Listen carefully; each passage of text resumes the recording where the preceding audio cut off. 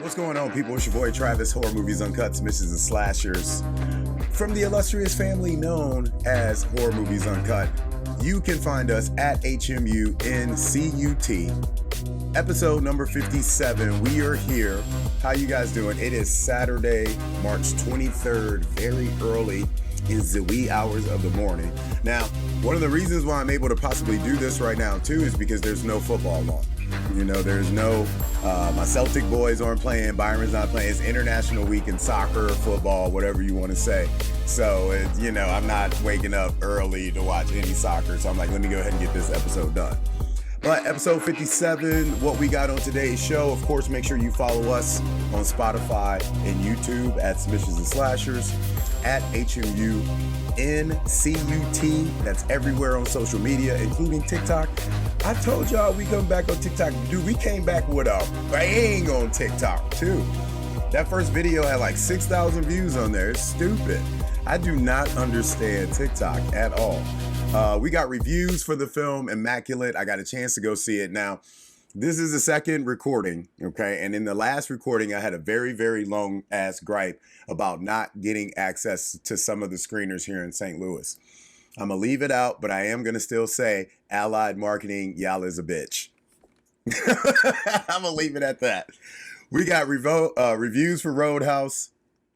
I have a great interview with a young lady by the name of Rachel Michiko Whitney. She is the star and also one of the producers behind the film Snow Valley, which is unfortunately the last film and debut film of a gentleman by the name of Brandon Murphy, who passed away from us way too early a few years ago. So I'm super, super excited for you guys to see that interview. It's great. It's touching. It's deep.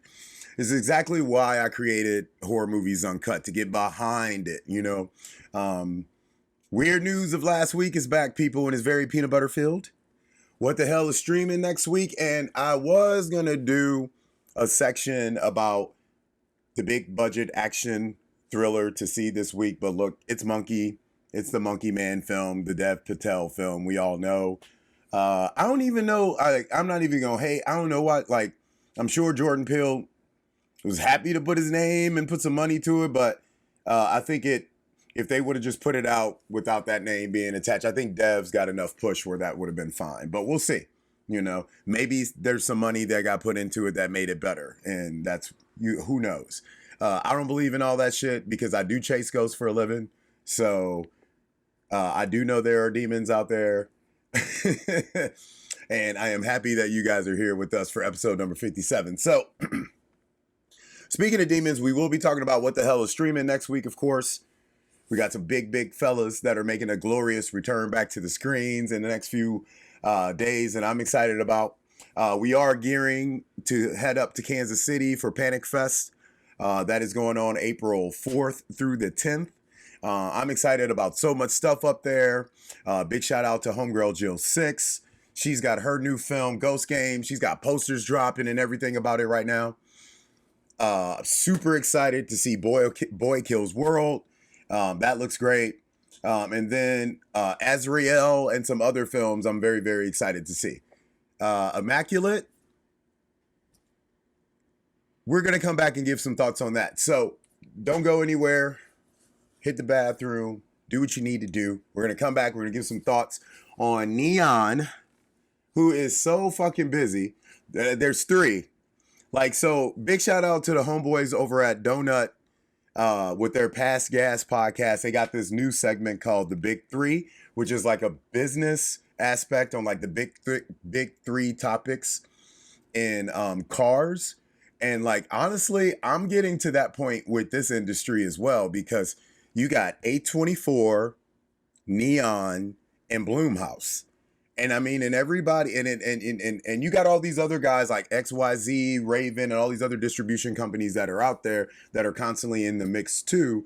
But Welcome Villain, all these guys, they're still being kind of attached at the end of the day to a Bloomhouse, A24, or Neon. These guys seem to be the big players. We'll talk about that a little bit more in regards to the review for the film Immaculate when we come back, episode number 57 of Submissions and Slashers. All right, people, welcome back. Submissions and Slashers episode number 57 as I lament on movies while I am sitting in the wonderful corridors of Benton Park, Missouri, in the lovely city of St. Louis. Religion is something that is always in plain view when you are in a city as historic and as beautiful as St. Louis, Missouri. I even have, church, like I can open up my window right now. There is a church facing me. There is a cathedral behind me. There's a cathedral to the other side. And then there's Anheuser Brewery in between everything. With religion, there's wine, there's alcohol, right? So it all goes hand in hand.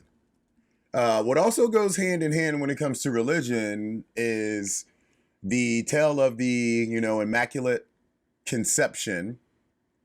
And your Bible, if you've been attending your Sunday services, and we know the stories of the Virgin Marys and whatnot, it really is the first thing as a young child. And here's a disclaimer that I'm putting out right now.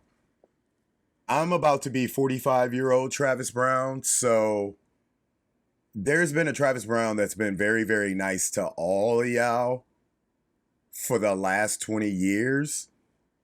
And I'm tired.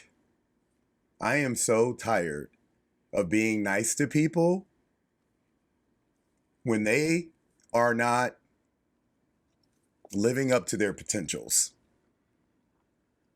And people can call me out on everything that I'm not living up to, but the problem is brother, I have put myself in way too many positions of these people, and that's why my potential is not there. So now, wiping that slate, here's the real. From this point on, no holds barred. Any filmmaker out there, any producer, you are more than welcome to reach out to me with any complaint, issue, or anything I might say, even if it's something good. Call me out, talk shit about me on social media, do whatever the fuck you want to do, because for the last 20 years, I've been quiet and it's kept me from being relevant. So, and I know I'm relevant. I know I got a voice, or I would not be getting 30 fucking emails a day sent to me about these extraordinary films if it didn't matter what my voice was. And I wouldn't be getting these great interviews with people like Rachel that you're going to see later. Okay. But there's things that I notice, that I see trends that are in films, that are in the beloved genre of horror that I love, that, I get why people enjoy it. I get why people go after it, but I'm also going to be the first person to say, all right, man, time out. We've been there. We've done that. What the fuck are you bringing to the table? That's new. That's exciting. The biggest problem that I've always had in horror and genre films in general, sci-fi, is it creates fandom. I'm not a follower. I never will be, never have been. So even though I am fans, as you can even see over my shoulders, of big teams like Juventus, Bayern Munich, Celtic FC, Chelsea, Middlesbrough, people who've had fans for years, right? Generations, decades of fans, Montpellier. Of course, Michigan football, of course, Pittsburgh Steelers football. Of course, I understand what it means to be a fan, but I also understand business and loyalty. They never match. They never will match, and they never have matched. But one thing business can do is business can make you think loyalty is part of their business. It's not. At the end of the day, the dollar always matters, okay? So, while this should not be an intro for a film about a nun that is becoming pregnant, which I'm calling out Neon for this too. Why did you guys start changing your branding of this film in the last couple weeks? Is it because Cool Boy is about to be? Is it because abortion and Roe versus Wade is back as a topic now? Are you guys afraid of Immaculate coming out? I'm asking Neon this because there seems to be so much emphasis on Sydney Sweeney everywhere I look. That's all people are talking about. She's a darling. It's so great to see her. I'm about to give 100% props to Sydney Sweeney. This young lady has been doing films, TV shows, animated shit since day one. So if you don't know who Sydney Sweeney is by now, that's between you and the people who you fucking follow, pay attention to, and worship. But for those of us who have had subscriptions to Disney Plus since day one, and for those of us who even used to watch other programs of other Nickelodeon programs and things and been watching horror movies and sci-fi and action films in the last 15 years, Sydney's been all up in it. Like, you know, I used to think she was like related to the like Vera and all, because she's got those eyes like those girls do. What's her face that was in the Man on Fire movie, Dakota? I thought she was like, you know, related to them when I first saw her as a young girl.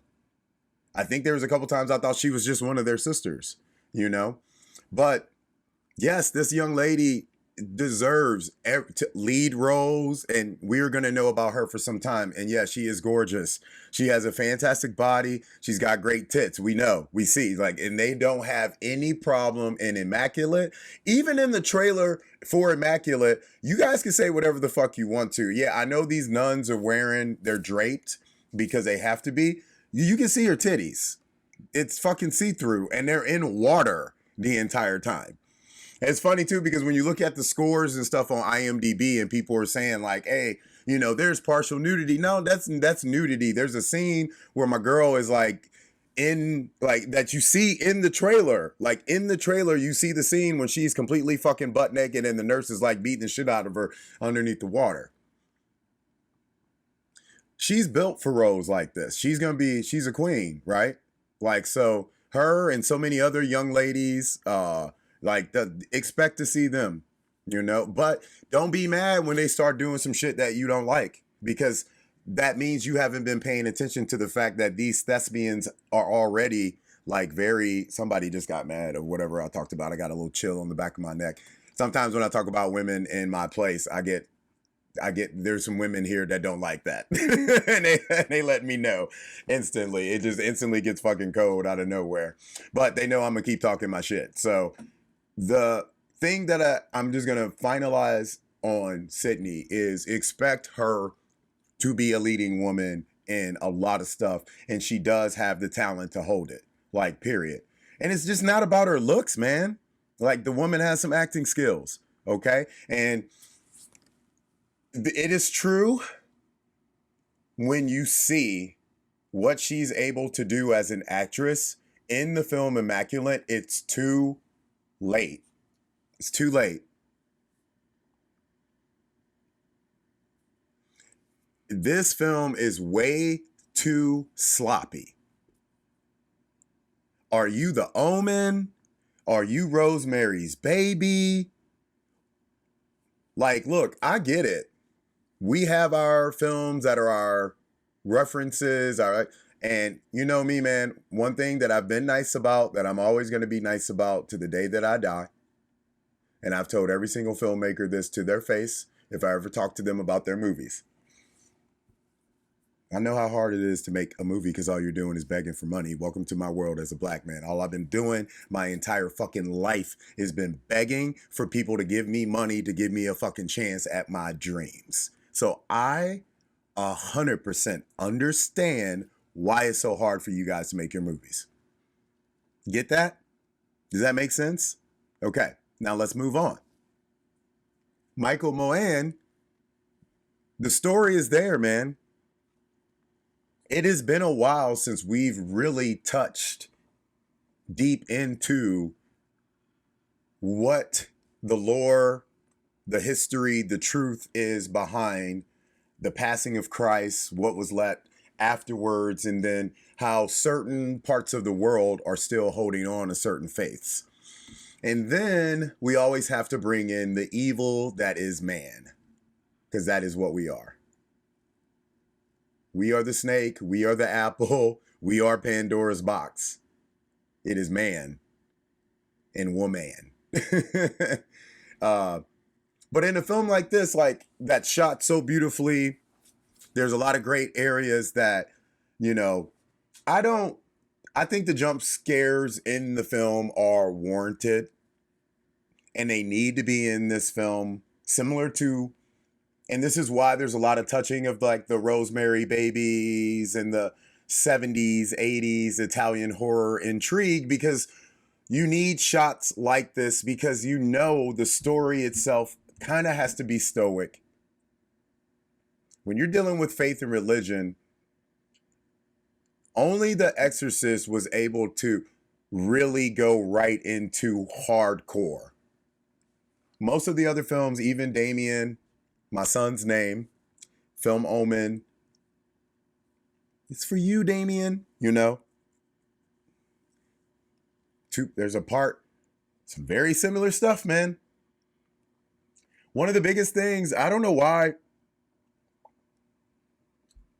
it's almost like you can call it an Easter egg if you want to. I just call it a blatant ripoff. Like it seems like if you make it like a religious horror movie, like you got to have like a white woman jumping off the roof, like, with a noose around her neck, falling through a window, off of a fucking church. You know, I feel like Barbarians kind of made fun of that when they jumped off the water tower, which I'll never gonna understand that. Let's have her jump off of a water tower. Anyway, I love this shit. But with Immaculate,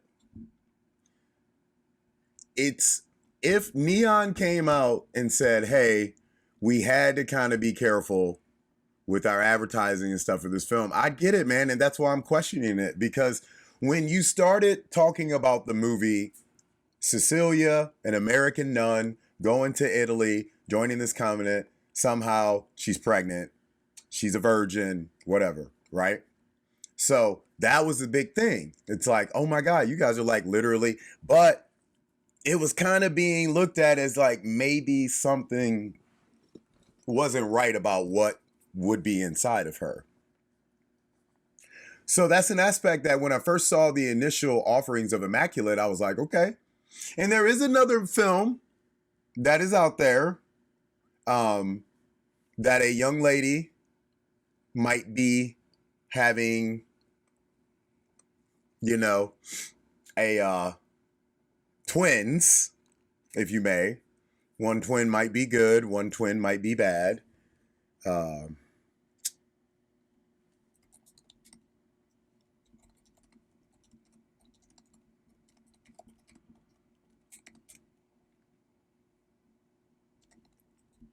to see if I can. Deliver Us. Yeah, I just watched that not too long ago. Deliver Us. Yeah. So Deliver Us is a film that kind of follows along some of the same lines as Immaculate. But it's, you know, you see the rating on IMDb. Look, Letterboxd and IMDb people, fuck Rotten Tomatoes, okay? That shit is not real. They get paid.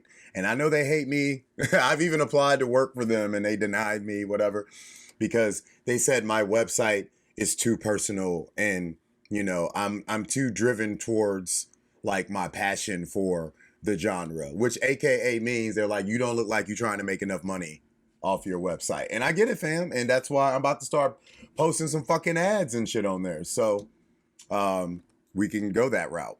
But even still, I will never work for you guys with that type of a response given back. But man, Letterboxd, IMDb, you go on there and you see kind of the thoughts of the community, and it makes sense. A lot of fragmented pieces. The ending, for what the story is, was not what we wanted it to be, but what Sydney does at the end of the film, I mean, you cannot take your eyes off that last part because of her, you know? Even though, like, the whole entire time I was like, I know what's about to happen. And for me, it's not that shocking because, like I said, what happens at the end of this film is folk horror. And until you guys match the original ending of the original Wicker Man, I'm not shocked. But I loved her at the end of this. So, and honestly, she really couldn't give too much more in other parts, but she killed it the whole entire time through. So, look, I get why everybody is heads over heels, but man, the only thing that I'm going to say is if you didn't know that this young lady was able to give this type of performance, I don't know where y'all been, you know? And I know a lot of people are starting to realize she was the girl from Once Upon a Time. She was in the film Once Upon a Time in Hollywood or whatever, or Bad Guys, Good Guy. I don't know, man. This girl's done so much stuff. But 2.5 out of 5 stars at Horror Movies Uncut, Submissions, and Slashers. That is what we give this, okay? I've talked way too much, not about Immaculate and about Immaculate, so I'm going to drop back in, and give you a review of Roadhouse and try to make that one a little bit more straightforward. Don't go anywhere. Submissions and Slashers, episode 57. Be right back. Okay, people, welcome back. Submissions and Slashers, episode 57. Make sure to follow us at HMUNCUT. We are on Amazon Prime right now. And this Thursday, if you got a chance to see it, or possibly over the weekend, Roadhouse, the remake of the Patrick Swayze classic from the 90s, is back. And in this particular film, Mr. Dalton is played by Jake Gyllenhaal, and we have a Mr. Conor McGregor in the film, and it's not necessarily, you know, a true retelling of the original Roadhouse, but there's for sure a lot of similarities. So let's dig into it. Big shout out to Lucas Gage, making a lot of noise this last week. He, I guess my boy had a problem on the set of the new Smile 2 movie, a little vomiting accident. But he's another guy that is like out killing it, been in everything since he was a little kid, still out doing anything. I mean, look, y'all got to realize, man, these young people, Arturo Castro, who's in this, plays Mo. These young people hustle, man. Like, these young actors and actresses, they are not like the generation before that would like only do TV or only do movie, or they were so afraid to be typecast. These young people, they don't care about none of that stuff. They want that paycheck, fam. And I am not mad at them at all. So, but in here, Doug Liman's creation is about an ex-UFC fighter, which is what Dalton is in this. And he's getting hired by a young lady to come to the Roadhouse to protect the Roadhouse because there's, you know, this business group, this bad entity that's constantly coming in and causing some problems. So,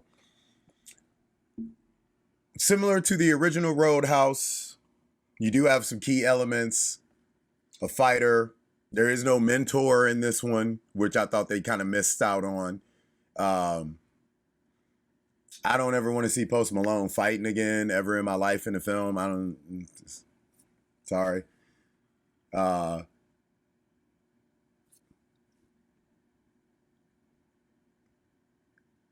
The sidebar story with the young lady and Kevin Carroll,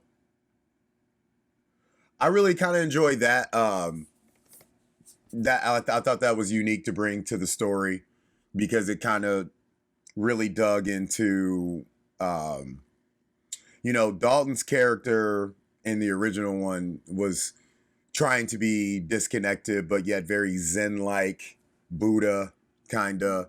Whereas this character, of Dalton that Jake is playing, you could tell is trying to kind of just get away from shit. So I like the fact of this inclusion of the extra family and stuff, because it just kind of allowed there to just be another layer other than what's going on at the Roadhouse. Action-wise, man, I was a fan. The guy that plays Doc Master, Craig Nig, he used to be like an action star in some shit. And I'm like, why is, like, they could have had like just one scene where maybe he got busy on the dock. But I remember seeing this dude in some stuff back in the day.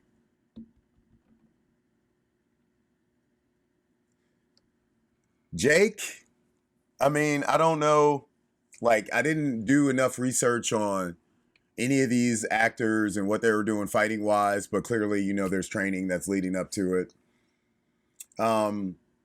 You can get away with a lot of stuff in films for fighting. You can make old women look like they beat ass. You can make animals look like they beat ass. So, I mean, I'm not ever going to sit there and watch a film and be like, oh my God. I'm like, look, Liam Neeson and them are still fucking people up. Denzel Washington is like breaking people's fingers and talking about their median nerves and crap. You know what I'm saying? I'm like, look, what people think is strong and fearsome right now, it's pretty far-fetched. And that's why we have guys in gas stations step into like fucking monsters talking shit to them. And we see them get their asses whooped like on social media. We are in a very, very strange world right now where confidence and masculinity is fucking weird. And I'm not surprised it's this way when people have always just kind of, there's this push that, all masculinity is toxic and man, we ain't got no real daddies out here no more. You know what I'm saying? We need to wake the fuck up. But with a movie like Roadhouse, like this is a movie like that my dad, if he was still alive right now, he'd be like, hey, let's watch that new Roadhouse because, he watched the old one. We all did, shit was on Channel 11 like every other weekend. So I wasn't there. I did not go into this being like, Jake, this better not look fake. Like I'm from a pro wrestling family. You know what I'm saying? Like I don't go to anything being like, does it look fake? If you hit a motherfucker, you hit a motherfucker. I bet you won't push a mother. I had to throw that 3-6 in there for a second. Push a motherfucker. But anyway, so adding the UFC element, I guess, if I was to give some thoughts on that, because I am connected with having fighters that I work with that are in the UFC. It added some pop to the film, for this generation, but was it necessary? Not really. I mean, they could have just kept it as like him being a street fighter. Conor McGregor. I wasn't mad. I thought Conor did a great job in the film. Say what you want to say about all these antics that are going on with my dude afterwards. And I have been in the same building as Conor before, but I have not actually met Conor before. And I didn't even know he was there the night I was there, type of situation. So, but, he could be like, this is why I've been saying amongst my circle of friends and athletes that I work with, even my high school athletes who are in other sports that love the UFC, and they ask me questions all the time. I'm like, I don't know if this man's ever fighting again, because this is kind of his lane now, I feel. He could be a villain, like whatever they're doing with the James Bond franchise, if they're not reaching out to Conor McGregor and GSP right now, like to have them create some little foreign legion, if I was Zack Snyder, I would be looking for and talking to Irish kids about who their folk lore legends are. Who did they possibly have Irish comics? You know, was there an Irish DC or Marvel? You know, like you got Irish heroes and stuff, but I'm like, is there actually any, you know, because like, look,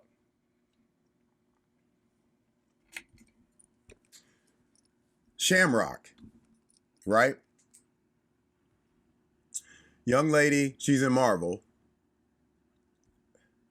but like outside of the DC world, you know, there's a Batman character that's a Terry McGinnis in a different world. Like, yeah, there's a whole bunch of Eric O'Grady is a character who is like one of the Ant-Mans. You know what I mean? Jack-O-Lantern is a DC villain. You know what I mean? That used to like Justice League Europe. Okay, here we go.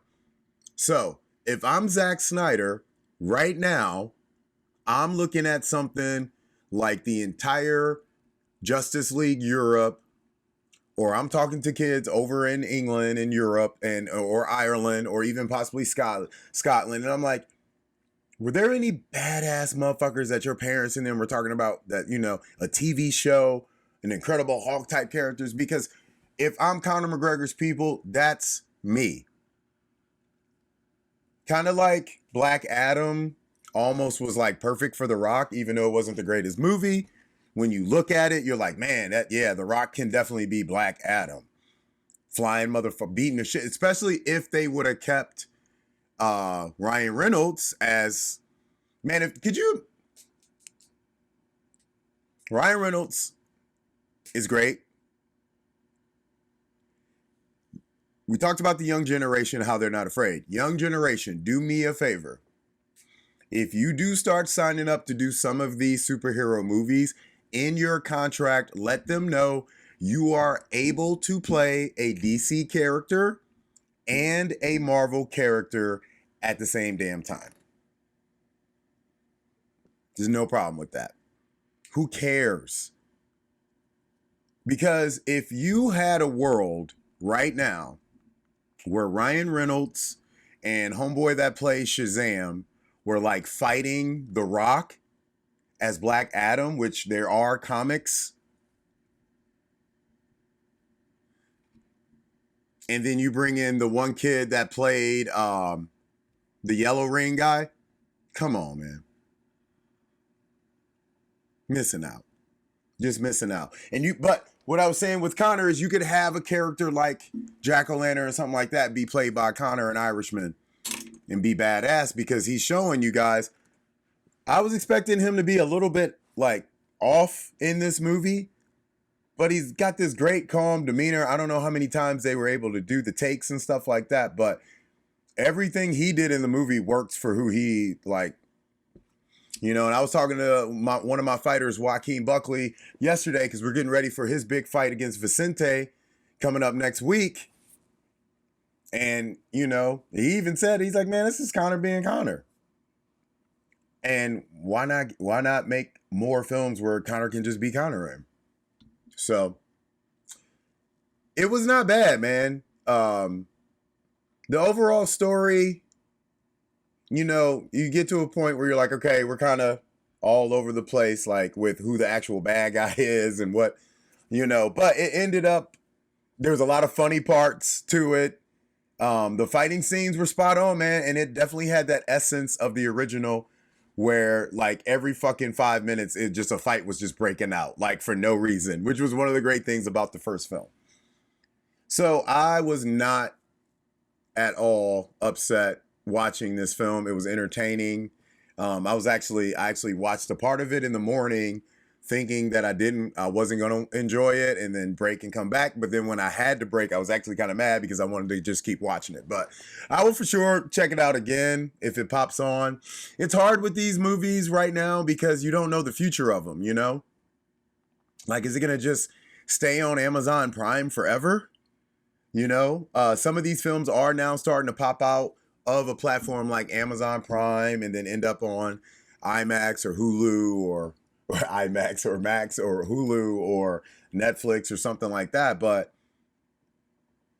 like, one of the things that these films are never going to be able to do, like the originals were able to do. If you look at, it's funny, the general consensus of this Roadhouse is about a 6.5 to 7 scale, and even the original one is about the same. And the reason why the original one has such a kind of mediocre rating, but is legendary enough to create a remake, is because we grew up watching these films, your Outsiders, your Legends of Billie Jeans, your Roadhouses on syndicated television. Syndicated television also kept us in the loop for your Freddys and your Michael Myers and what they were all doing. People still love to brag about how much they don't watch TV, and I've always thought that's like the dumbest comment ever, because we've all checked in with Roseanne or The Cosby Show or Double Dare or Real Housewives. Or why is it so important to hold up a stance that we aren't watching? Care if people judge you because you watch Roadhouse? But when you have a world that exists like that, I don't think about the future other than like, man, these kids are never going to be able to have like what I had, which is waking up like on a Saturday morning and maybe you can't go do anything right then and there because it's like 18 inches of snow outside or something like that. And you watch a film like Goonies, and like The Never-Ending Story, I think, is getting a reboot, Reboots are great, man. But if they just end up dying on the shelves, some family video update that's no longer going to be there anymore, turned into an Airbnb in the future, I mean, yeah, enjoy the moment, because I don't really know like where any of these films are going to be in 50. The original Roadhouse, like, it survived because of syndicated television, and that's why we have a remake for it. But if we don't have syndicated television as really a thing anymore, then we're never going to have Roadhouses and Goonies and Outsiders and shit like that anymore. So I got a feeling this is going to just kind of continue a thing we've been seeing for the last 15 years, where just expect all those movies that maybe were on a loop on Comedy Central in your life like 10 years ago, maybe 15 years ago, a remake's coming out for it pretty soon. Let's go. Roadhouse. Let's go. Old School. There'll be a remake for that. Step Brothers. There's going to be a remake for that. Monster Squad. There'll be a remake for that. Goonies. They've already tried, I think, 50 million times. They even tried to bring back the original cast. I think they're still trying to do that version with the original cast. Like, just expect that. I mean, you guys are going to be mad when it's Elf. That's when that's when it's going to hit you guys. You guys are going to be in your 60s, 70s. You're going to be like, they remaking Elf? What the fuck? And then you're going to feel exactly how I felt when they remade Nightmare on Elm Street. All right. 3 out of 5 Roadhouse. Watch it, man. It's free to watch on Amazon. Like, come on. And it's worth a discussion, I think, for sure. So if you get a chance to, check it out. I thought Connor did a good job. Everybody in there is good. Like, it's very entertaining, man. I was not disappointed. I enjoyed it. I thought it was very entertaining. So, Roadhouse remake. Glad we finally can knock that one off. We've been talking about that movie for almost 2 years. I've been talking about it since they initially said Ronda Rousey was going to be kind of the person taking the franchise on from there. But we'll see. And I'm expecting a Roadhouse too. I don't know if Jake will be in there, Luke. They got some pretty big stars in this one. So I got a feeling they'll make a Roadhouse too, but I don't know if it'll have this type of star power. I mean, it just depends on how much money Amazon has at that time, because you know they ain't got no Jeff Bezos money in there no more. So we shall see. But they got that MGM Studios money, and that's where these films are being made. All right, we're gonna hop out, come back in with an exclusive interview with Snow Valley's Rachel Michiko Whitney. She plays Laura in the film. Hope you guys really enjoyed this interview. So we'll do that, then come back with some weird news of last week, talk about what the hell is streaming, and then we'll get out of here. Submissions and Slashers, episode 57, interview, and then we wrap it up right after this. Don't go anywhere.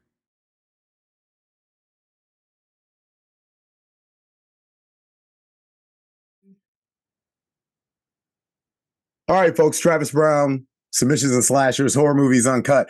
I am joined by not only one of the stars of the film Snow Valley, but I believe this young lady also has producing credits, which means you better go see this movie because she's going to be making some money off of it when you go see it in multiple ways. And her name is Rachel Michiko Whitney, and she plays Laura in the film Snow Valley.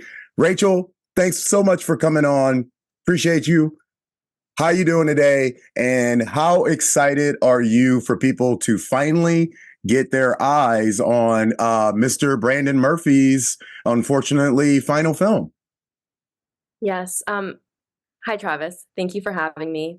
I'm doing well. We actually had our premiere for the film last night in Awesome. LA, so that was amazing. I mean, we filmed this movie 3 years ago. March 22nd, 2021 was our first day of filming. Okay. And so it was so nice to have some of the cast and the crew, and Brandon's family came into town to see it, and his friends came into town to see it. So that was amazing. And it was just such a special night. And um, I'm so happy for people to finally be able to see the film starting next Tuesday.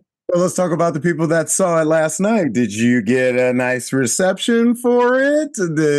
Were there some pleasing takes and things after the film? Yeah, it's a really, I call it a comedy mystery film. It For sure. has horror elements, but it doesn't take itself too seriously. It's a fun Mm-hmm. ride Mm-hmm. and lots of fun characters. Mm-hmm.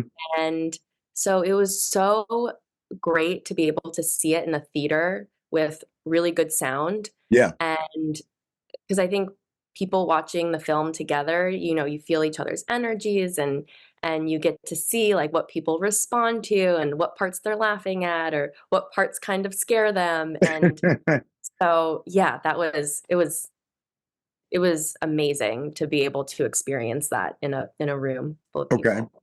So normally when I ask a question like this to the cast, it's funny to get their responses, but I'm very curious to get yours as a person who's also behind the scenes on the film. If you were to walk up to someone on the street and they asked you to give like a 5 to 10 second pitch on what Snow Valley is, what is it that you would say about the film? Like what it's about, or How it makes you feel. Like you have to sell this thing to yeah, some random like stoner snowboarding dude. yeah, yeah. I would say, That looks like Cooper. And right, right. Well, how would I sell it to Heath in the film? yes, exactly. What would be different than another person? But I would say it's a fun comedy mystery film. It's Mm-hmm. about a couple that goes away for a ski weekend vacation, and the house is haunted, and unexpected guests arrive, and it's the anniversary of a tragic event. Okay. And by the end of the film, you find the real reason why my character Laura has been drawn to this house. Mm-hmm. And you'll never know what's going to happen next as the film goes along. Mm-hmm. And And yeah, it's a film that doesn't take itself too seriously, and it's supposed to be fun and enjoyed with a crowd. Yeah. And yeah, ultimately the story is, I believe, about a woman coming into her power, which I Okay. think is a really beautiful thing that Brandon, that he chose to ultimately tell that Hmm. story, but wrapped around the absurdity and the suspense and the Bronte sisters maybe influence a little bit. So Okay. Okay.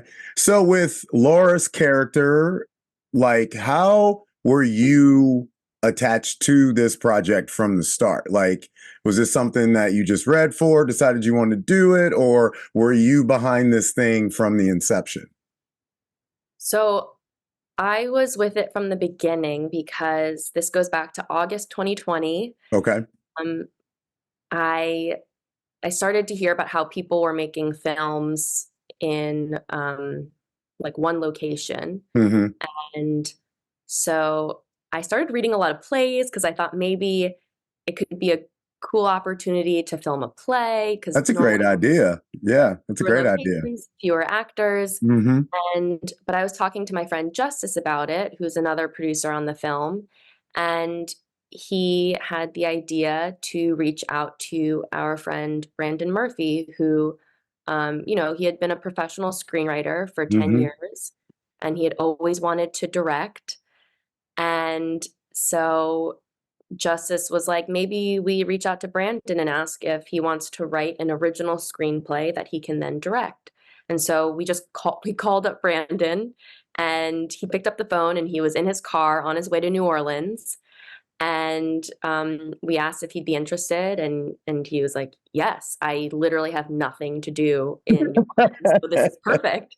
And and then we were just like in a group chat, texting and developing the story, um, and then Brandon wrote it, and we started filming 3 years ago.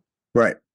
So it's easy to go on somebody's IMDb page and Wikipedia page and see the things that they've been involved in and be like, oh, I didn't know he wrote on this or was part of this production. But for someone that actually got a chance to work with Brandon, for someone like myself that's never gonna have the opportunity and honor to meet this talented young man, give us a little bit about who Brandon was and why a film like Snow Valley, what are the things in a movie like Snow Valley that kind of speak from him, like Yeah. that you can for sure see, hey, this is how you know this is his movie. These are the little kind of imprints that are all over this film that we know that this is his movie. Yeah, it definitely, for his friends and people that knew Brandon, like when you watch it, it's such a Brandon film. And Hmm. uh he it's interesting. He wrote a lot of comedy films. Like he had a film, he and his brother wrote Hitman's Wife's Bodyguard. Hmm. And so they had a lot of experience writing these, like bigger budget comedy, action comedy movies. But they had a film, a script that they wrote called The Bringing that was on the blacklist years ago, and that was a horror film that takes place in downtown LA. Okay. And so I feel like this film kind of combined the two different genres that he had so much experience working in, the comedy and Hmm. horror, and That makes and brought sense. it together. And he was so good at writing distinct characters.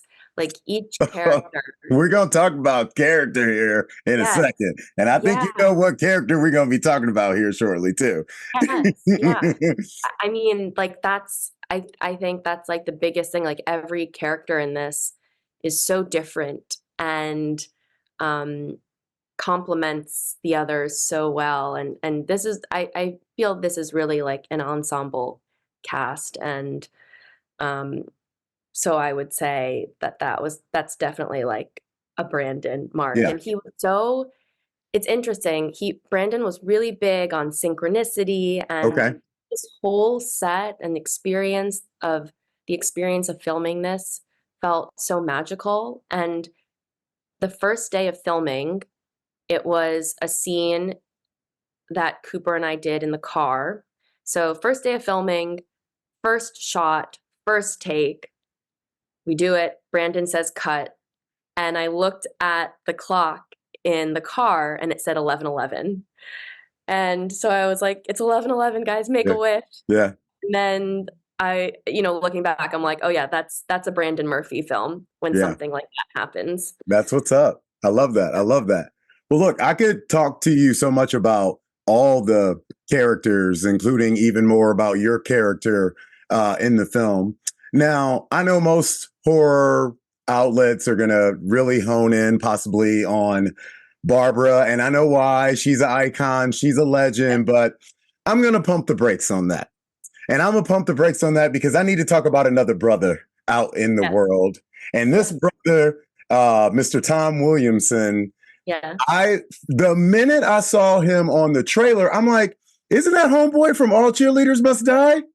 Oh And yeah, one of yeah. the main reasons why I realized that, because I'll never forget watching that film with one of my ex-girlfriends, and she was like, that's you. And I was like, Really? Oh my wow. gosh. Yeah, I was like, I'm the worst character of all time. Oh, So when I see this character Ed show up, with everything that Ed has. I mean, how difficult is it to really, really be able to hold on to what you need to do as your character when you have something moving in and out that the viewers are going to see with a character like Ed from this film? yeah.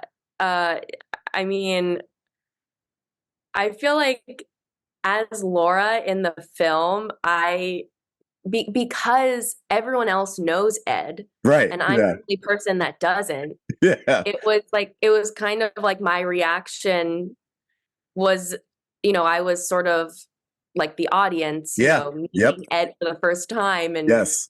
like being like, what, who is this? Like, what's Right. happening? Like, what? Right. Like, you never know, like, what he's gonna do, what he's gonna say, and he's such an enigma, Yep. and and Tom absolutely killed it, and he was so fun to work He's with. great. He's great. Yeah. You just never knew what he was going to do on set. And I know that he talked about how much he loved working with Brandon because Brandon was really open to Tom's ideas. And so Tom would sometimes try something different, try something new, and Brandon was really open to it and sometimes it worked. And That's great. um yeah, so that was really fun. His outfit that he's Oh man, wearing. it's fantastic. Yeah. Even in the trailer, I'm like, who is Panama Jack brother up in the Yeah, yeah. movie?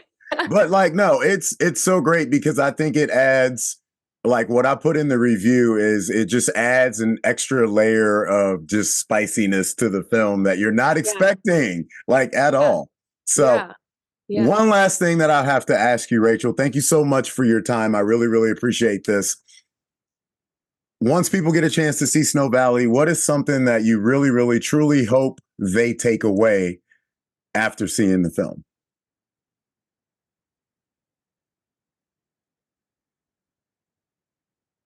Well, one, I hope they're entertained. I hope they enjoy the ride.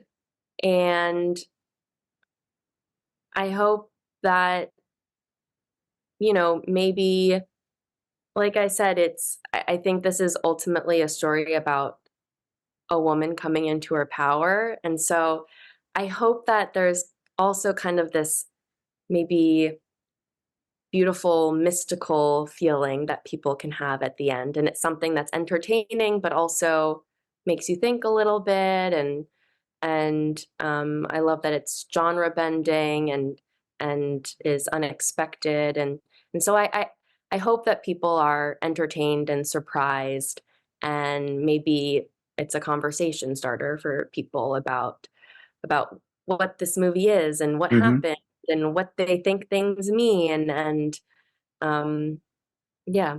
Yeah. Awesome. Awesome. And we definitely are not going to give away any spoilers, but people are going to find out it's actually a lot deeper than they think. No pun intended with like, but it's a little deeper than what I think people would assume. So, Rachel, once again, thank you so much for joining us. This has been great to talk to you. We are looking forward to seeing you in more things as well. And best of luck as you guys are just continuously pushing Snow Valley out to the masses. Thank you. Thank you so much, Travis. This was Very, great. very well.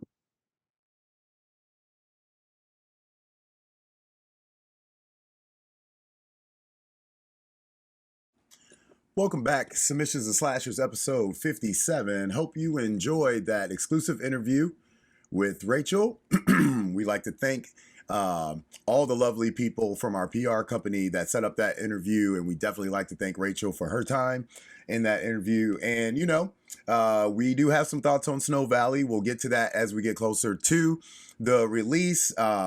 If you have a chance to see it and you've already posted some stuff out, please let us know your thoughts on it. But we want to make sure we're giving respect to Rachel, of course, because she's one of the producers of the film, and of course the late Brandon Murphy, of making sure we don't put out anything until we are asked to do so. So, but that doesn't mean that stuff doesn't get out, and you know, we live in this world, and that's another reason why, going back to what we talked about earlier at the beginning of the show, it's another reason why I can see that the companies are not putting out their content, and it's because they don't want kind of this just instant negativity, because we do kind of live in a negative state. So I understand, like, it's, you know, and it's better to get the reaction from the theater, I feel, too. So I get it. But, you know, for a film like Snow Valley, there's so much stuff going on when it comes to dealing with the passing of somebody that important to the film. So we want to make sure we are being as respectful as possible here at HMU and Submissions and Slashers. So, but we are looking forward to talking about it when we get closer to the release in April. All right. So reviews for Immaculate are done. Roadhouse are done. Interviews done. Now it's a little time for some weird news of last week. Okay. So, for all my fitness heads out there, right? Like, we love peanut butter. You know, peanut butter is life, right?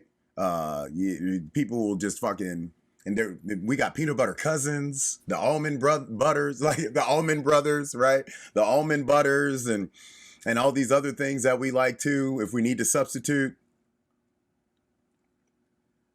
I don't substitute anymore. I just use peanut butter. Shakes, your meals, or just a snack, you know. So we can't be surprised when skunks like peanut butter too. You know what I mean? Like, they also enjoy the things that, you know, we like, even though they might have like different intentions with their peanut butter, correct? So in Ontario, there was a report that got called in to Brampton Animal Services that there was a skunk in distress. Now, we have a lot of skunks in Missouri, especially in the highway behind me, which is Highway 55, that leads south towards Tennessee, Louisiana, things like that, Florida. But all along the highway there in the summertime, man, if a skunk gets hit on the highway, anybody that's lived in these types of areas by skunks, you know how bad that can be. For the weed smokers, they be like, oh damn, somebody firing up, right? That's always kind of like that same thing. But in this particular occasion, the skunk in distress was not a skunk that was hit by a car. This skunk had its head trapped inside of a peanut butter jar. The skunk was not hit by a car. It had its head stuck in a peanut butter jar, right? And when they arrived, of course, it was still trying to fight its head out. And I mean, you got to feel bad for this thing, because that's a trap of a trap, man. Like, you didn't even know. One of the things that I am worried about, though, is like, did it already emit, you know, because when they get in distress, that's when they emit that smell usually. So, like, what I really, really wonder what was the procedure to get this guy out, or woman skunk out, skunk thing out, animal out. They said the skunk, of course, they got it removed and it wasn't on jars. But I'm just curious, like, did they have to like did you throw something at the skunk so it gets freaked out and then sprays the entire area, or do you got to just like, hey, it's a skunk? Do they have the skunk suits? Do they have the skunk suits that's got like tomato flavor skunk tomato flavored skunk suits? Do they have those? I feel like you would need one of those, right? Because tomato, right, masks the smell, right? So I've never been sprayed by a skunk, thank my Lord from below. But I've never also seen in person if the tomato paste solution actually works. I've just have heard, and so I'm just curious, like, how these guys got that skunk out without getting sprayed. That's what I want to know. Big shout out to the zoos in St. Louis and Missouri. We got a lot of naming animals and stuff going on like that. How about we just start taking these animals out of the fucking zoo? How about we do that? How about we just get rid of zoos? Is that too much to ask for? How about we just like take these animals back to their habitats, and then we just hire forest rangers and people with very, very good shooting capabilities to kill dumbasses that are going to try to come and kill these animals? How about we just do that? I'm kind of done with zoos. I don't get it. Like, even as a kid, I'm like, this is cool, but this also kind of sucks. And I think I feel that way because I've been a black man that's been locked in jail before. And the last thing you want is somebody coming up and just looking at you while you're sitting in something that you can't leave from. So I understand purposes for animal rescue and things like that. But I don't know. And yeah, I guess we're blessed here where I'm at in St. Louis because we still have one of the last like free zoos. But I don't know. I think I'm just kind of over zoos. And it's like, and it's also like, there's this thing about me where like, I get people that are like, hey, I got my kids out for the day and we're getting some fresh air. And I'm like, what do you guys do? And they're like, oh, we just went through the zoo.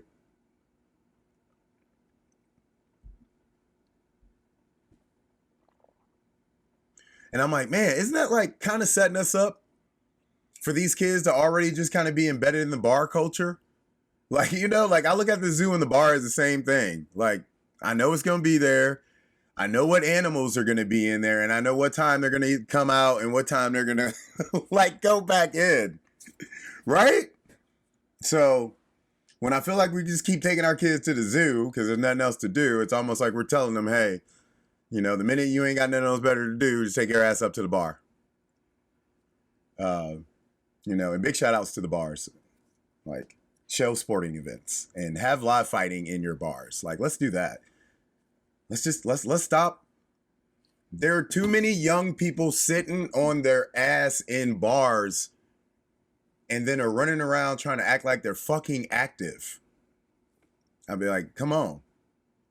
Let's break this habit, man. And it starts with the animals and it starts with the zoos. All right. I'm more weirder than any of the news that will ever come out of any of the weeks, of any of the days, right? All right, so what we do need to talk about is what the hell is streaming last week, and then we're going to get the fuck out of here so I can go get ready for my clients of the day.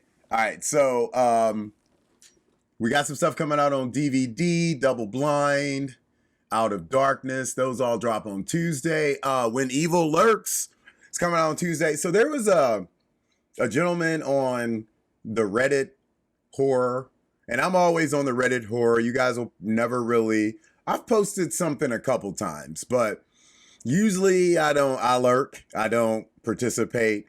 And mostly I participate in lurk because I'm trying to just trying to gauge what's going on with the community. It's kind of like a WWE thing. Like, the universe always kind of dictates how the story goes. So,